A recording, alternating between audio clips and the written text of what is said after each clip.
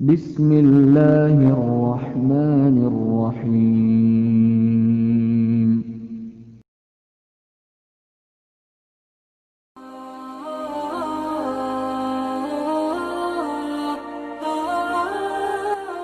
Assalamualaikum warahmatullahi wabarakatuh.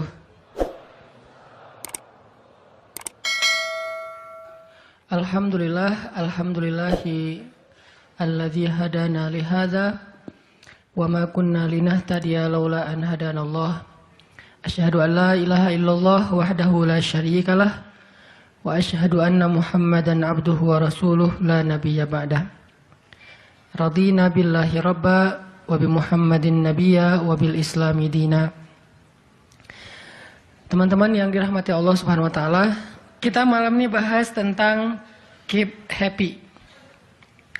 Gimana caranya biar kita selalu tenang menghadapi masalah, biar tenang ketika kita tahu nilai kita kayaknya anjlok, biar tenang pas kita tahu judul kita ditolak, lamaran juga sama di hari yang sama lah gitu.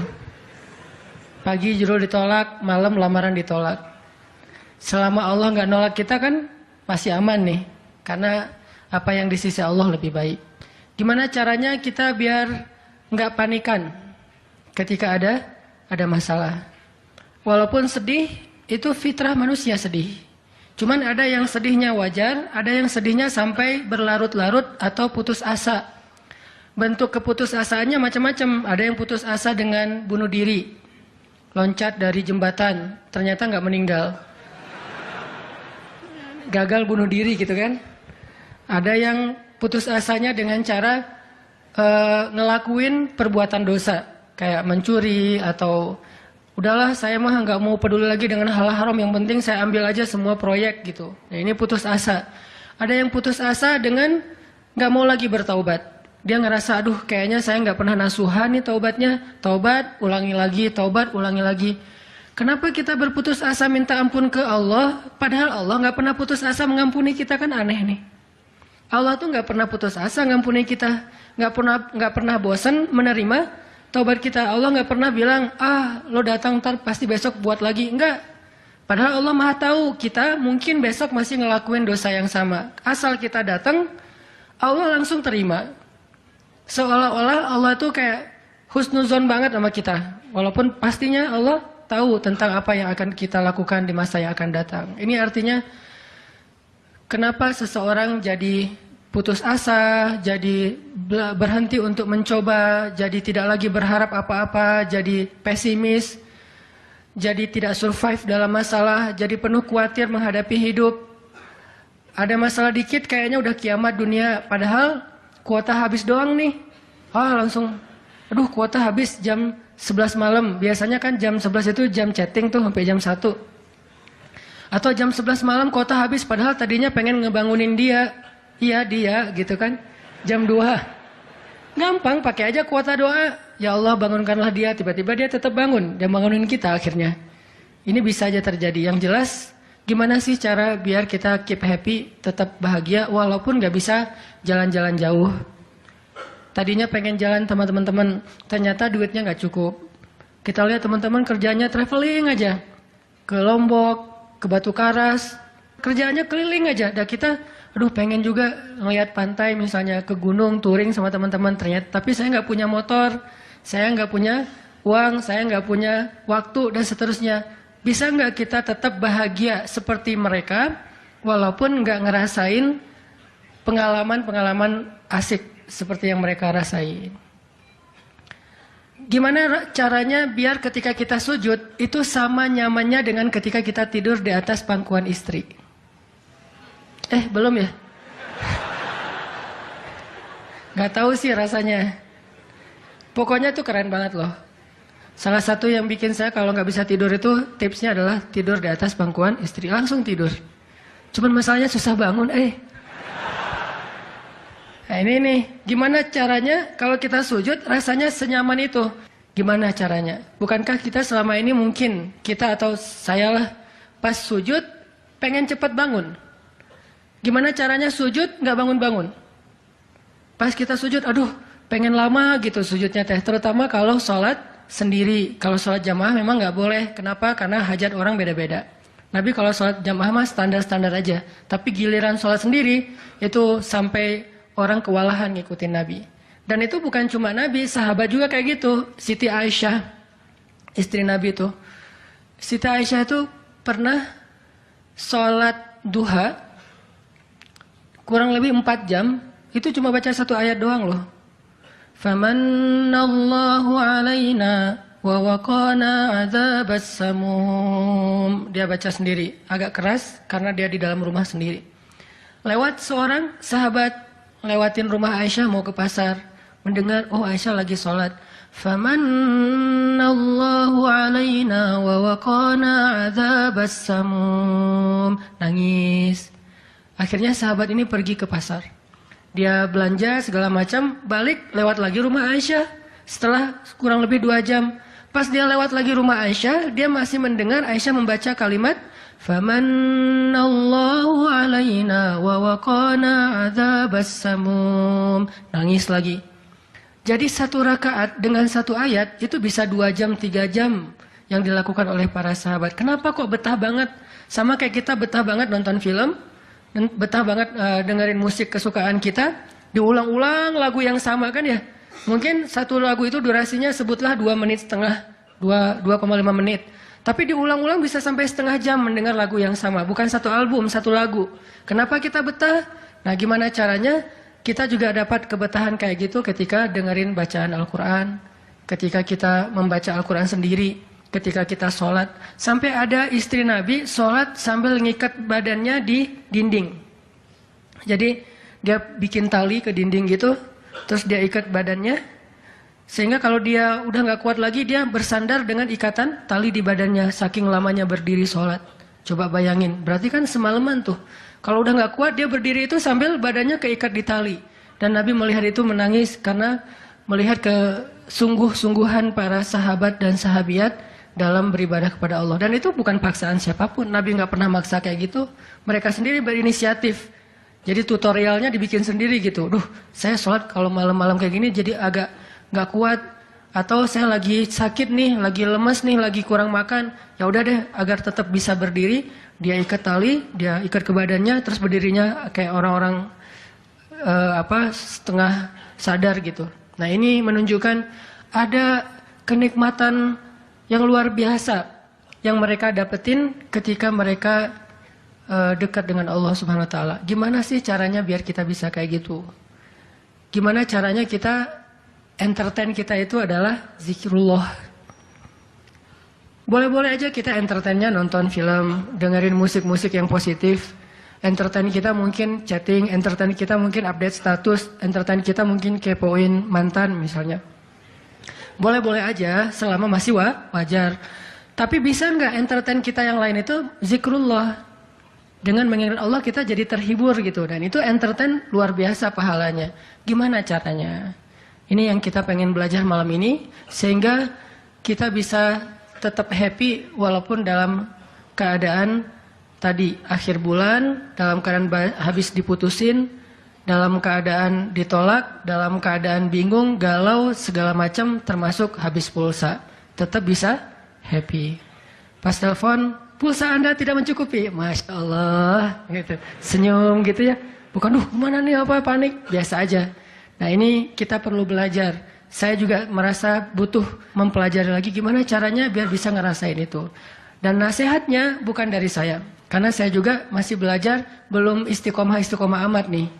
Tapi nasihatnya dari para ulama yang diambil dari ayat Al-Quran dan hadis-hadis Rasulullah SAW.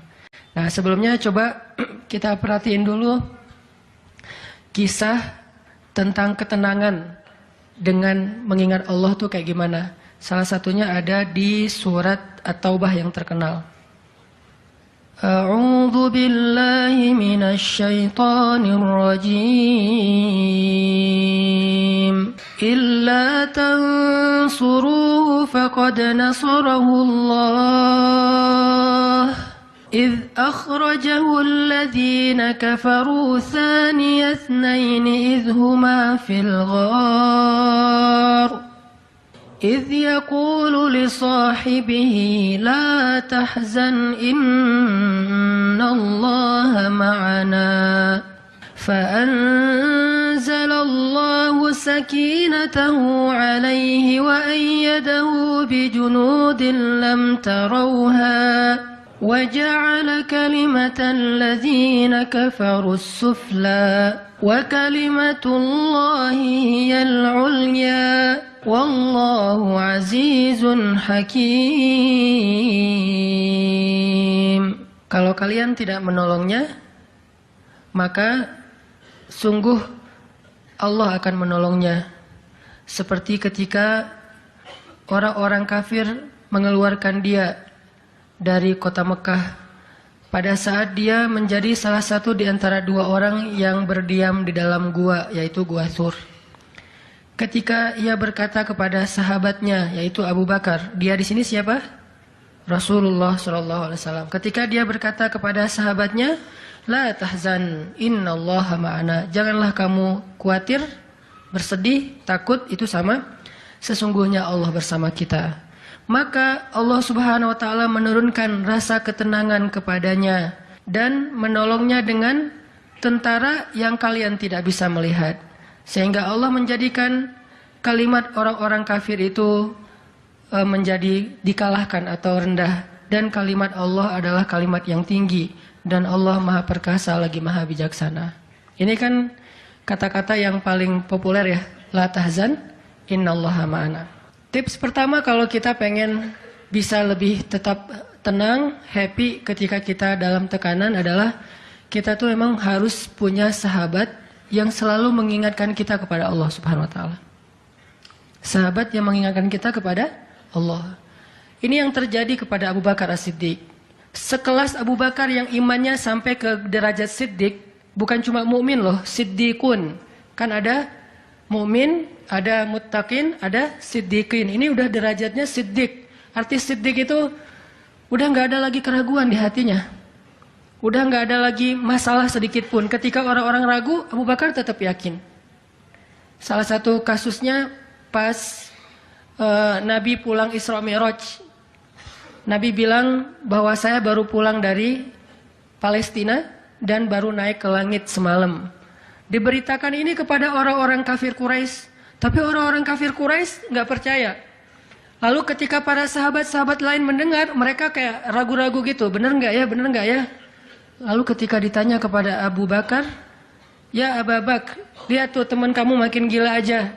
Emangnya kenapa, kata Abu Bakar? Dia ngaku-ngaku baru pulang dari dari Palestina. Dia ngaku-ngaku baru pulang dari langit. Katanya Isra dan Mi'raj semalaman, dalam waktu 1 malam. Lalu Abu Bakar bertanya, siapa yang bicara kayak gitu? Dia atau kalian? Kata mereka, Muhammad yang ngomong kayak gitu langsung kepada kami. Kata Abu Bakar, kalau Muhammad yang ngomong kayak gitu, maka benar. Dia nggak mau tanya gimana caranya, berapa lama waktunya, kapan, siapa yang membawa dia. Nggak nanya apapun. Kalau Muhammad yang ngomong, maka itu benar. Ini artinya siddiq, nggak banyak tanya, percaya banget. Kalau ayatnya kayak gitu, udah cukup. Kalau hadisnya kayak gitu, udah cukup. Kalau kata ulama kayak gitu, saya ikut. Nggak ada kenapa kayak gini dan seterusnya, nggak. Ini menunjukkan Abu Bakar itu orang yang sangat luar biasa imannya. Tapi dia tetap manusia. Gimana pun imannya udah kuat, mantap, siddiq, ketika ada masalah, sifat dasar manusia itu keluar lagi, yaitu khauf, rasa khawatir, takut. Dan yang luar biasa, khawatir dan takutnya Abu Bakar itu bukan untuk keselamatan diri beliau.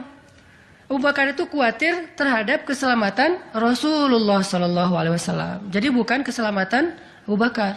Kalau kita mungkin khawatir terhadap keselamatan diri sendiri nih. Kalau Abu Bakar derajatnya khawatir terhadap gimana ya Rasul, kalau mereka ngelihat ke bawah, ke kakinya, pasti kita akan ketahuan. Karena mereka sembunyi di sebuah lubang, nggak gua sih kecil, lubang di bukit Jabal Thur. Dan orang-orang kafir Quraisy sudah datang ke lubang itu, berdiri tepat di pintu gua. Kalau mereka ngelihat ke bawah, udah ketahuan tuh, kelihatan Rasulullah sama Abu Bakar. Sehingga Abu Bakar berkata, ya Rasulullah, kalau mereka ngelihat kita sedikit aja ke bawah kaki mereka, mereka akan menemukan kita. Gimana ini ya Rasul? Saya khawatir terhadap keselamatanmu. Apa kata Nabi? Ya Abu Bakar, Ma dhannuka bitsnain Allahu salisuhuma. Wahai Abu Bakar, kenapa kamu pikir kita cuma berdua? Allah yang ketiga di antara kita. Baru la tahzan innallaha ma'ana. Jangan khawatir, Allah bersama kita. Kata-kata ini kalau diucapkan oleh orang solih pada waktu yang tepat ketika kita ngalamin satu masalah besar, itu akan luar biasa memberikan efek ketenangan buat kita. Tapi waktu yang tepat. Kalau normal-normal aja kayaknya agak kurang ngaruh nih. Makanya kata-kata kayak gini itu timingnya tuh harus pas. Dan yang mengatakan orang yang memang punya aura kesolehan yang luar biasa. Sekelas Rasulullah kurang apa? Itulah sebabnya kenapa kita harus punya banyak, atau setidaknya kita punya seorang sahabat, seorang teman yang solih, yang sering mengingatkan kita. Minimal istri. Kenapa? Karena kalau kita galau dalam urusan kerjaan, nanti pas kita pulang ke rumah, yang akan bilang la tahzan innallaha ma'ana adalah pasangan kita. Dengan nada yang lembut, dengan senyum yang khas, dengan dekapan yang mungkin penuh kasih sayang, itu benar-benar bisa bikin kita tenang. Gak tahu tenang karena kata-katanya atau dekapannya nih, enggak. Saya juga bingung. Dua-duanya kali ya.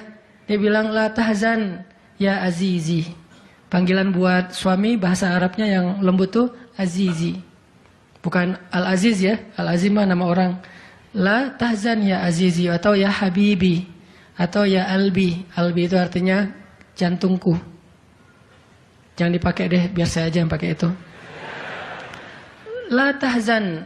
Jadi misalnya kayak suami galau tentang kerjaan. Mah, papa lagi galau nih. Kenapa, Pak? Di kantor itu kemarin kita ada tawaran proyek. Cuman proyeknya kayaknya cara untuk ngedapetin proyek itu cara-caranya tuh agak-agak kurang baik gitu. Ada suap segala macam. Tapi itu proyeknya untung besar loh, Mah. Nah, kalau kita nggak suap, kita nggak akan dapat proyek itu. Ini gimana nih, Mah? Diambil nggak? Kan galau nih, udah istikharah belum mantap nih hatinya. Istrinya yang bilang, Papa, Allah yang kasih kita rezeki. Kalau Papa ninggalin sesuatu karena Allah, Allah akan ganti dengan yang lebih baik. Pasti dari booster ya, Mah. Nyontek gitu ya. Nah, kalau dia ngomong kayak gitu kan jadi mantap nih. Kayak saya juga pernah ngerasain lagi kayak sedih gitu, lagi galau karena satu urusan. Istri mengatakan, udah serahin aja sama Allah. Kan jadi mantap kan hatinya. Hal-hal yang kayak gini nih. Kalau belum punya pasangan, temen. Sehingga Nabi mengatakan, Al-mar'u ala dini khalilih. Seseorang itu bergantung loh kepada tingkat kesolehan temannya. Kalau temannya soleh, insya Allah dia akan terjaga oleh teman itu ketika dinasihati, diingatkan. Saya aja ngerasa banget yang kayak gitu. Ada masa-masa ketika saya kayak futur. Futur itu teman-teman artinya lagi lemah imannya. Mungkin banyak lalai, banyak main, sedikit manfaat. Walaupun ada juga banyak main, banyak manfaat. Itu mah tagline entah siapa akunnya gitu. Lagi futur nih ya, lagi futur. Lemah, ngerasa bangun tahajud kayak susah gitu. Ke masjid males, zikir gak khusyuk, tilawah Al-Quran gampang ngantuk. Jalan sama seorang teman saya yang dia bukan ustadz sama sekali. Bahkan dia ngakunya belajar ke saya. Nggak tahu benar apa enggak. Yang sejatinya mungkin saya belajar ke dia. Lagi jalan, setelin tilawah Al-Quran. Yang baca saya lagi tuh. CD tilawah Al-Quran saya. Saya kan nggak pernah mendengar CD sendiri. Pas diputerin itu siapa? Lah itu ustadz. Oh ya. Baca surat Al-Mulk. Tabarakalladzi biyadihil mulku wa huwa ala kulli syai'in qadir. Pas sampai di ayat-ayat tentang jahanam, tentang neraka, tentang apa? Walaqad zayyana as-samaa'a ad-dunya bimasabih dan seterusnya, dia nangis. Dia nyetir nih, dia nangis. Saya ketika ngelihat dia nangis, saya dapat hidayah. Jadi saya dapat hidayah bukan hanya dengan mendengar bacaan itu, tetapi karena dikondisikan oleh seorang teman, saya ngerasa, duh, Masya Allah ya, dia yang dengerin bacaan saya bisa nangis. Saya dengerin diri saya sendiri, nggak nangis. Kan ada masalah nih. Akhirnya saya jadi insaf. Insaf itu kemudian istighfar, astagfirullah Allah, saya kayak ada masalah nih. Mulai belajar dari dia, Pak, gimana sih kok bisa kayak gitu? Ustadz kan lebih tahu ilmunya mungkin, tapi kalau pengalamannya Bapak pasti lebih tahu. Rahasianya apa? Ternyata rahasianya emang dia orang yang nggak pernah dengar yang lain selain mendengar bacaan Al-Quran. Jadi buat dia bacaan Al-Quran itu benar-benar entertain buat dia. Oh berarti kita harus lebih banyakin lagi dengerin Al-Quran. Kalau kita dengar musik sekali, berarti dengar Qurannya 3 kali harusnya, baru masih agak-agak proporsional nih. Sehingga gampang kesentuh, hatinya itu mudah. Tapi pelajarannya tetap teman yang ngebawa kita kepada sesuatu. Ternyata triknya pertama, mengingat Allah itu kan bukan cuma menyebutkan Allah, Allah, Allah. Tapi ketika kita sedang dalam keadaan bingung, khawatir, galau, sedih, tertekan, panik, tiba-tiba teman kita mengingatkan kita kepada Allah dengan bahasa yang sederhana. Kalau bahasa sederhananya Al-Quran, la tahzan, innallaha ma'ana. Dan itu boleh diterjemahin ke bahasa yang lebih sederhana versi kita. Karena itu bahasa Al-Quran yang mungkin buat sebagian orang nggak dapat nih, karena mungkin nggak paham bahasa Arab. Jadi kalau teman kita lagi sedih jangan bilang, la tahzan dong, innallaha ma'ana. Apaan tuh lu baca Quran gitu ya? Nggak ngerti kan dia? Kita bisa terjemahin. Udah tenang aja, Allah yang bantu. Tenang aja, Allah yang beresin. Tenang aja, serahin aja kepada Allah. Allah itu sebaik-baik kita nyerahin sesuatu. Ngomong kayak gitu tuh kena. Kalau timingnya pas kita lagi ngalamin satu masalah. Terutama masalah-masalah kayak masalah rezeki itu paling bikin kita sering panik, kehilangan sesuatu, ditipu orang, segala macam. Kita bilang, udah nggak apa-apa, nanti Allah ganti yang dengan yang lebih baik. Allah yang ganti gitu. Allah yang ganti. Tenang tuh jadinya. Karena kita sedang mengetuk kembali imannya di saat dia sedang butuh-butuhnya iman itu. Dan itu butuh teman yang bisa mengingatkan kita. Sehingga Nabi bilang, ciri-ciri teman yang baik itu adalah kalau kita ketemu dia bikin kita sering ingat Allah. Dia bikin kita sering ingat Allah. Coba teman-teman renungkan nih, coba dihitung-hitung. Kita kalau ketemu teman ngomongin dunia berapa sering? Terus ngomongin Allah berapa sering? Kan jarang banget kita ketemu teman ngomongin tentang Allah kan? Dan kayaknya nggak tahu juga bahannya mau ngomongin apa tentang Allah. Kita ngomongin tentang Allah yuk. Ngomongin tentang Allah, apaan tuh? Kan bingung dia tuh. Maksud lo qul huwallahu ahad gitu. Atau ayat kursi. Berarti kita belum terbiasa bicara tentang Allah. Nah ini yang harus kita coba latih pelan-pelan nih. Kita lihai banget nih.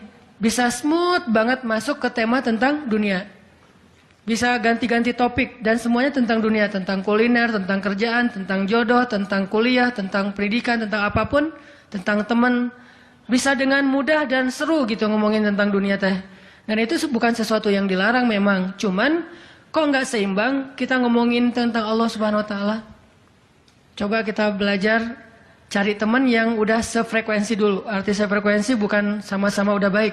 Sama-sama udah niat pengen memperbaiki diri. Sama-sama udah punya tekad kita pengen hijrah nih.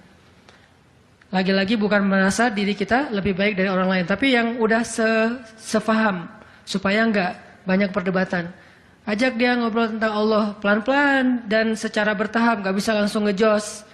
Nggak bisa langsung, coba lo sebutin rububiyah asma Allah yang 99 apa aja. Itu mah cerdas cermat ya.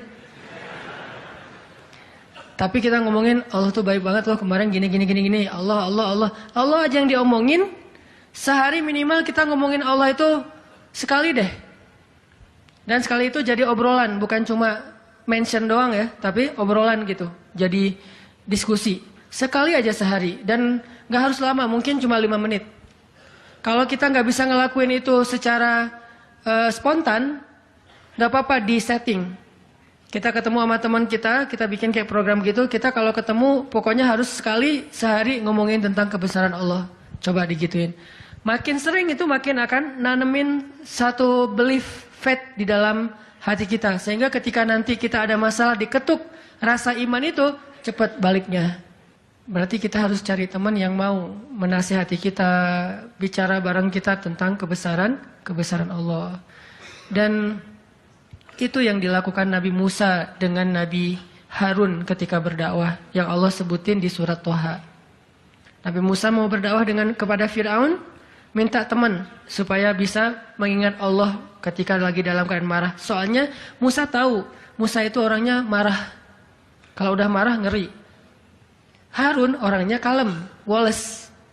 Sehingga butuh seseorang yang bisa menahan amarah dan emosinya Musa. Sehingga kata Musa, ya Allah beri saya seorang teman yang bisa mendampingi saya dalam dakwah, yaitu Harun. Kay nusabbihaka katsira wa nadhkuraka katsira. Supaya kami sering bisa mengingat engkau. Artinya kalau Musa sendiri marah, lupa sama Allah. Tapi kalau ada Harun, Musa istighfar, astagfirullahaladzim. Gitu. Begitu juga Nabi kecil. Ada 2 orang Nabi kecil sepupuan. Siapa dia? Isa dan Yahya. Nabi Isa dengan Nabi Yahya. Anak kecil 2 orang nih. Dua-duanya keren. Dua-duanya soleh. Dua-duanya ganteng. Dua-duanya idola. Selebgram lah di masanya. Pokoknya luar biasa nih 2 orang. Cowok. Anak usia, kalau nggak salah Yahya waktu itu umurnya udah sekitar 10 tahun. Isa baru lahir, berarti beda 10 tahun. Pas mereka ABG, beda 10 tahun tapi nyambung ngobrolnya. Pas mereka jalan kemana-mana berdua tuh, yang satu orangnya gampang tersentuh, nangis, yaitu Yahya. Yang satu lagi orangnya tegas, yaitu Isa. Sehingga kalau Isa lagi marah, Yahya yang mengingatkan, Isa tenang. Akhirnya tenang. Pas Yahya terlalu kayak baper gitu, aduh kasihan. Yahya itu kan orangnya kasihan, gampang kasihan, sehingga jadi agak-agak kurang tegas. Kata Isa, nggak bisa gitu dong. Akhirnya diingatkan. Nah ini pentingnya teman. Nabi aja butuh teman. Kalau kita mau kepo dikit nih, kenapa sih Rasulullah memilih Abu Bakar untuk nemenin hijrah? Kenapa nggak Umar gitu, supaya aman? Hijrah bareng Umar, siapa yang berani ngejar coba? Umar berdiri depan Ka'bah. Ya ayuhan nas, ya ma'syara Quraisy. Wahai manusia, wahai orang Quraisy, fa'lamu anni muhajir. Ketahuilah saya pengen hijrah, kata Umar. Siapa yang pengen istrinya jadi janda, anaknya jadi yatim, tunggu saya di balik bukit itu. Ada yang berani? Diam semuanya. Coba Rasul kalau hijrah bareng Umar, enak kan? Wahai orang-orang Quraisy, wahai manusia, saya sama Rasul nih mau hijrah. Siapa yang berani nunggu saya di balik bukit itu? Kalau enggak dia akan hilang kepalanya. Enggak ada yang berani kan? Kenapa Rasulullah milih orang yang lemah seperti Abu Bakar? Udah kurus, lemah, dan kaumnya kabilah yang lemah. Bani Taim. Bani Taim itu lemah kabilahnya. Enggak seperti kabilahnya Umar bin Khattab. Kenapa bukan Umar? Kenapa bukan Hamzah? Hamzah itu pemanahnya para sahabat. Pemanahnya orang-orang Mekah. Dan juga enggak ada yang berani sama Hamzah. Hamzah mukul Abu Jahal di depan orang banyak, enggak ada yang berani balas. Ketika Abu Jahal mukulin Rasul lagi sholat depan Ka'bah, Nabi lagi sholat digebukin sama Abu Jahal. Dibelain sama Abu Bakar ikut digebukin. Akhirnya wajah Abu Bakar itu nggak dikenali lagi, saking babak belur. Itu digebukin sama Abu Jahal dan teman-temannya. Ketika Hamzah dengar berita itu, langsung Hamzah pergi ke tempat orang-orang ngumpul, dicari mana Abu Jahal, dipukulin sama Hamzah sekuat-kuatnya sampai berdarah-darah Abu Jahal. Tapi orang Quraisy nggak ada yang berani balas, saking terpandangnya Hamzah. Kenapa nggak dengan Hamzah, pamannya sendiri? Atau kenapa nggak dengan Utsman gitu, yang kaya raya, yang bisa memberikan fasilitas VIP untuk Rasulullah, naik mobilnya Alphard gitu, nyaman hijrah. Kenapa Abu Bakar yang udah jatuh miskin, fisiknya lemah, kabilahnya tidak dipandang? Kenapa? Karena Abu Bakar itu yang paling solih di antara semua sahabat. Jadi pilihannya kesolihan, bukan kekuatan fisik. Kenapa? Kesolihan itu bisa menutupi kekuatan fisik yang kurang. Kenapa? Allah yang maha kuat. Kesolihan bisa menutupi kurangnya harta. Allah yang maha kaya. Kesolihan bisa menutupi kekurangan dari dukungan kabilah. Allah lebih banyak lagi dukungan dari langit dan bumi. Yang dicari oleh Rasulullah itu adalah teman yang soleh. Ya Abu Bakar, temani saya hijrah. Siap ya Rasulullah. Hasilnya apa? Dikejar-kejar sama orang Quraisy karena mereka nggak takut dengan Abu Bakar. Tapi ketika mereka mau ketemu dengan Rasulullah dan Abu Bakar di dalam gua, Allah palingkan wajah mereka dari melihat ke bawah kaki mereka. Allah punya banyak cara. Ada ulama yang bilang bukan cuma dipalingkan, tapi tiba-tiba merpati bikin sarang di situ laba-laba, walaupun ada perdebatan di antara ulama ini hadisnya sahih atau enggak. Yang jelas, yang pasti nih, Allah melindungi mereka dengan banyak cara sehingga nggak bisa ditangkap. Allah yang bertindak. Jadi butuh teman yang soleh. Walaupun nanti kenyataannya teman yang soleh ini malah ditenangkan oleh Rasulullah, bukan Rasulullah ditenangkan oleh dia gitu. Kan nyari teman yang soleh biar bisa menenangkan nih. Ternyata pas ada masalah, Rasul gimana? La tahzan, innallaha ma'ana, tenang, udah beres. Bisa nggak kita coba latihan ini? Kalau kita berteman dengan seseorang, niat kita pengen saling mengingatkan. Wa tawasau bil haq, yaitu mengingatkan tentang Allah. Wa tawasau bis shab. Itu kayak gitu tuh ayatnya. Pertama hak dulu, kedua sabar. Kalau nasihatnya udah benar, insya Allah sabar. Jadi kalau kita pengen menasihati teman kita atau dinasihati oleh teman kita supaya lebih kuat, bisa tough, bisa survive dalam masalah, minta dia menasihati kita al-haq. Dan siapa al-haq? Allah Subhanahu wa taala. Wa tawasau bil haq artinya saling menasihati dengan nama Allah. Udah serahin aja sama Allah. Allah itu maha ini sebutin dengan bahasa sederhana. Langsung sabar jadinya. Langsung lebih kuat, lebih tenang. Itu yang pertama teman-teman. Kita sering berteman dengan orang yang insya Allah dia yakin sama Allah lebih kuat daripada kita. Imannya lebih mantap daripada kita. Yang kedua, gimana caranya biar kalau kita menyebut nama Allah, kalau kita sholat, kalau kita berzikir itu jadi lebih tenang gitu, lebih happy. Karena sebetulnya orang mukmin itu bahagianya itu ada di dalam hati. Kalau bahasa Ibnu Taimiyah, surgaku itu di sini. Surga orang mukmin itu di hati. Surga kita itu bukan rumah, surga kita itu bukan mobil, surga kita itu bukan pekerjaan, surga kita itu bukan tempat jalan-jalan, tapi semua itu kebaikan, kesenangan. Cuman surga kita ada di sini. Dan ini kita bawa kemana-mana. Jadi nggak susah menemukan surga teh. Aduh, bete nih kenapa nggak bisa jalan? Bete nih kenapa nggak bisa nonton? Bete nih kenapa nggak bisa nyaman di rumah? Bete nih kenapa? Gampang bete karena surga kita bertempat di sesuatu tempat yang sulit untuk kita jangkau. Harusnya itu jadi hiburan buat kita, bukan surga. Sedangkan surga memang adanya di hati. Ada masalah, Allah lebih kuasa, makhluk tidak kuasa.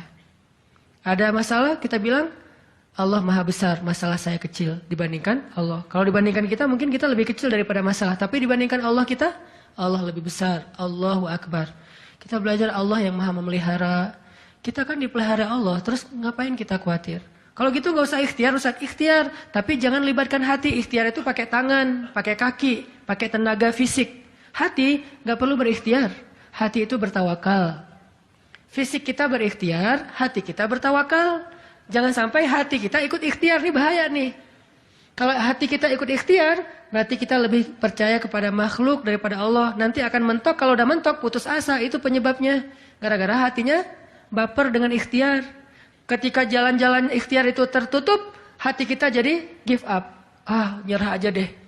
Sedangkan kalau hati kita nggak ikhtiar, dia cuma tawakal. Jalan tertutup, dia masih bilang, Allah maha kuasa. Ala kulli syai'in qadir. Segala sesuatu Allah maha bisa. Nggak mungkin nggak bisa. Tetap. Makanya jangan ikhtiar pakai hati. Ikhtiar pakai tenaga. Hati tawakal babnya. Sehingga tawakal itu amal hati. Ikhtiar itu amal fisik. Kan dalam Islam itu ada amal batin, ada amal zahir ya. Amal batin hati. Amal zahir fisik kita. Ikhtiar amal zahir. Jangan dicampur dengan amal batin. Coba teman-teman buka deh surat Hud, surat 11.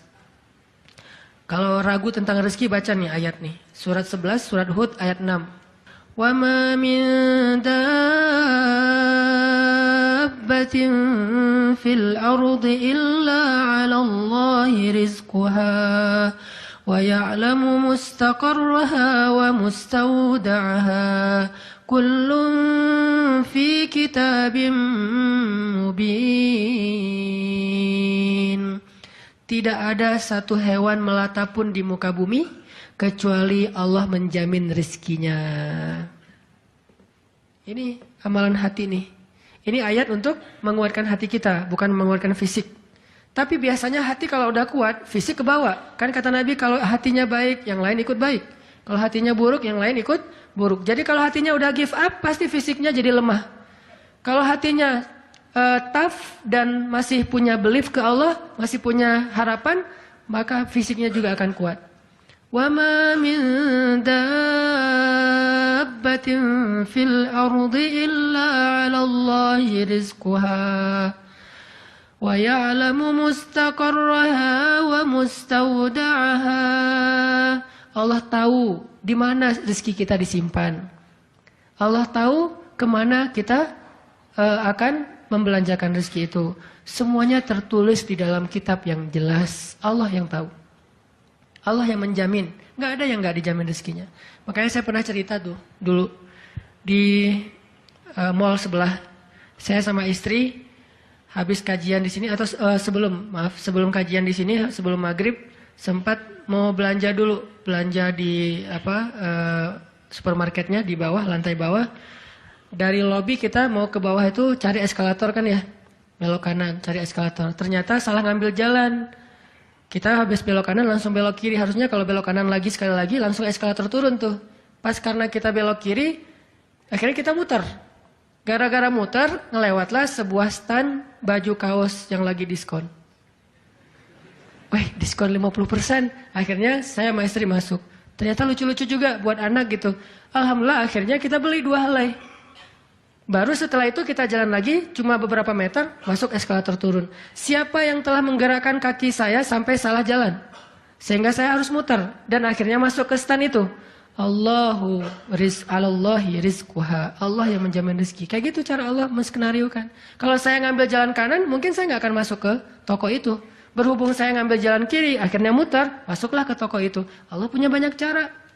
Kenapa kita khawatir dengan stand orang lain yang mungkin lebih dekat ke pintu, lebih dekat kepada stage yang di tengah kalau bikin event segala macam. Kenapa? Kita udah ikhtiar, dapatnya cuma ini. Kayak lagi ada event, kayak festival gitu, kayak ada bazar, kita punya banyak stand. Stand kuliner kita paling pojok, dekat toilet. Stand kuliner teman-teman kita tuh paling depan. Dan di situ stage banyak acara tausiah segala macam. Oh, kayaknya di situ lebih laku. Belum tentu juga. Bisa jadi pada waktu itu banyak orang yang sakit perut atau apa akhirnya ya lewat. Aduh, ini kayak seru juga nih di sini nih, makan di sini. Gak usah jauh-jauh sambil nunggu makan. Allah yang punya cara. Saya kan pernah cerita kesasar sampai ke Cirebon. Kenapa kesasar? Ada suatu hari Minggu kayak lagu. Satu hari Minggu. Ada satu hari Minggu nih. Bingung kita pengen keluar sama keluarga, sama anak-anak. Kita keluar yuk. Saya bilang ke anak-anak, hayu, kata anak-anak. Kemana? Ke Kota Baru aja. Di situ kan ada jam matahari tuh. Kita lihat jam matahari. Hayu, naik mobil, masuk tol nih. Pas sudah masuk tol Paster, berubah pikiran. Terlalu dekat, nggak berasa liburan ya? Ya, terus mau kemana? Ke Jakarta aja yuk, ke Ancol. Ada pantainya. Oh, ayo ke Dufan. Jalan, akhirnya nggak jadi belok pada larang, lurus. Niatnya ke Ancol. Sebelum Cikampek, berubah lagi pikiran. Ancol mah pantainya gitu-gitu aja ya, udah pernah ya. Terus gimana dong, cari pantai baru deh yang di daerah Indramayu, Cirebon gitu. Siapa tahu ada yang lebih bagus, yang masih virgin. Boleh, keluarlah Cikampek. Waktu itu belum ada tol Cipali ya, keluar Cikampek. Akhirnya nyisir, Subang, Indramayu, nggak dapat pantai yang kita nyaman nih. Berhenti sebentar, nggak nyaman ini banyak sampah. Akhirnya jalan lagi. Sampai dari pagi keluar asar makan empal gentong di Cirebon. Siapa yang mendatangkan saya ke warung empal gentong itu? Pas kita masuk, orangnya bahagia banget gitu. Kelihatan kalau dari pagi itu belum ada yang datang, belum ada pelanggan, sepi warungnya. Karena tempat parkirnya agak nyaman, langsung parkir di situ, makan empal gentong dan ternyata enak, kita bungkus. Orangnya tuh alhamdulillah nih datang dari pagi belum ada yang datang, senang gitu.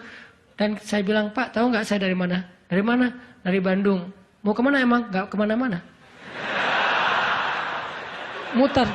Jadi kita dari Bandung cuma pengen makan empal gentong di Cirebon ujung-ujungnya. Pulang sampai ke Bandung jam 10 malam, macet lagi tuh di Sumedang karena ada perbaikan jalan. Cuma pengen makan empal gentong, ngasih rezeki ke orang di Cirebon, kayak gitu banget tuh caranya tuh, coba lihat cara Allah. Oh, yakin nih sama Allah. Allah bisa banget ngedatangin. Kalau ini terjadi kepada orang lain, berarti kalau saya cari rezeki bisa juga caranya kayak gitu. Allah kan punya banyak cara.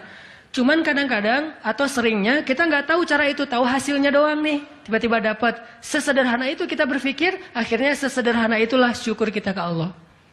Kalau kita tahu gimana rumitnya rezeki itu datang ke kita akan syukurnya lebih pasti tuh. Masya Allah ya, Allah ngedatangin rezeki ke saya tuh gitu-gitu amat, sampai ada orang yang kesasar sekeluarga, bingung gitu. Tapi kan dia, kalau saya nggak cerita dia nggak akan tahu. Dia pikir cuma orang yang memang tinggal di Cirebon atau emang lagi jalan lewat kebetulan mampir. Artinya karena dia nggak tahu prosesnya, rasa syukurnya juga sederhana. Sama kayak kita nggak mensyukuri masakan istri kita kalau yang udah punya. Istri itu masak tuh rempong loh dari pagi, wah sampai apa ganti lagi. Kita nggak tahu ya, mungkin istri kita baru belajar masak, gagal 2 kali loh. Itu yang ketiga tuh, nggak enak pula. Udah gagal 2 kali. Dan kita pikir cuma masak sayur gini doang mah, sayur bening mah gampang. Kita kan nggak tahu prosesnya, sehingga apresiasi kita juga ya segitu-gitu aja. Kalau kita tahu prosesnya, walaupun cuma sayur bening sama telur ceplok, kita akan peluk istri kita, mah makasih banyak ya, mama udah berkorban banget buat papa, mah hari ini makanan terenak sepanjang hidup papa loh mah. Kenapa ngomong gitu? Karena tahu prosesnya. Gitu juga kita ke Allah. Karena kita nggak tahu proses rezeki itu Allah setting sampai datang ke kantong kita. Kita kayak ya alhamdulillah gitu doang. Tapi kalau kita tahu masya Allah ya Allah alhamdulillah atas semua nikmat yang kau berikan, puji-puji Allah. Artinya teman-teman kalau galau tentang rezeki dari Allah, tentang pekerjaan, tentang kuliah segala macam, termasuk tentang jodoh, coba baca ayat 6. Semua Allah yang jamin. Ini bab hati ya, lagi-lagi bab hati. Ikhtiar mah jalan aja terus, tapi hati Allahi rizquha, Allah yang menjamin. Itu baru jadi tenang nih mengingat Allah, tetap happy gimana-gimana juga. Dan ini ditaraddud, diulang-ulang. Coba diulang-ulang nih ayat nih. Jadikan salah satu ayat favorit. Kalau kita lagi galau, langsung baca ayat ini berulang-ulang sendiri kalau bisa. Baca dulu terjemahannya, hafal. Kalau udah hafal terjemahannya, tinggal baca ayatnya berulang-ulang. Sebelum tidur mungkin, kalau yang paling tenang. Kalau khawatir nggak bangun tahajud, ya udah sebelum tidur baca. Wa ma min dabbatin fil ardi illa 'alallahi rizquha. Diulang. Itu beda banget loh rasanya. Belajar untuk mentafakuri kebesaran Allah, sehingga kalau kita nanti ada masalah, mengingat Allah lebih mantap. Jadi 2 ya, 1 teman, kedua sering-sering tafakur. Wa yatafakkaruna fi khalqis samawati wal ard. Tafakur. Dan sebetulnya teman-teman ya, kalau kita mau lebih persis nih, sholat duha itu ya, emang sholat tafakur sebetulnya. Dulu para sahabat atau para anbiya, sholat duha itu di tempat terbuka. Di bukit, di kebun gitu. Sholat duha itu di tempat-tempat alam terbuka. Jadi benar-benar untuk tafakur alam. Sholat duha itu fungsinya untuk itu sebetulnya. Walaupun boleh banget dilakuin di dalam ruangan, di masjid, di rumah, di kantor. Boleh banget di kampus. Tapi kalau kita ada kesempatan sesekali, coba deh. Sengaja ngapain touring ke atas misalnya, ke Lembang, pengen duha. Dan duduk sendiri, jangan berjamaah. Bukan gak boleh, boleh aja sholat sunnah berjamaah. Cuman kali ini kita pengen menyendiri aja berdoa sama Allah.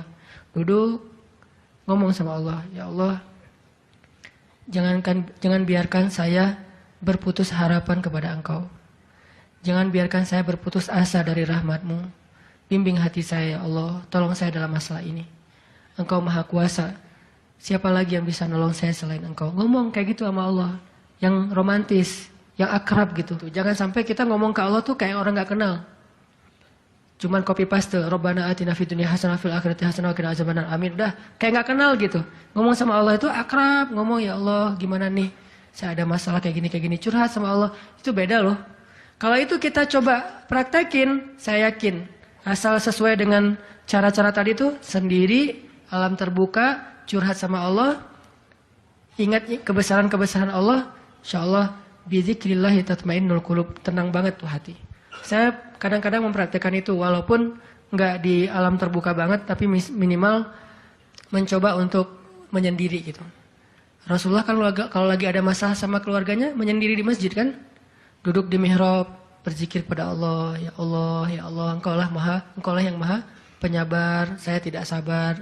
Terus curhat sama Allah, kayak anak pulang curhat sama ibu, gimana rasanya? Kan tenang kan? Kayak kita curhat sama teman, pasti beda. Cuma emang yang paling indah curhat sama ibu atau sama ibunya anak-anak. Itu beda banget tuh. Nah harusnya kita curhatnya ke Allah kayak gitu tuh. Tapi jangan bilang, mah, tapi angkat tangan. Salah, bukan mah, ya Allah gitu. Allah dipanggil mah, jangan. Karena terlalu menjiwai pengen punya ya. Sadaran mah ngebuli wae. Tapi benar loh teman-teman.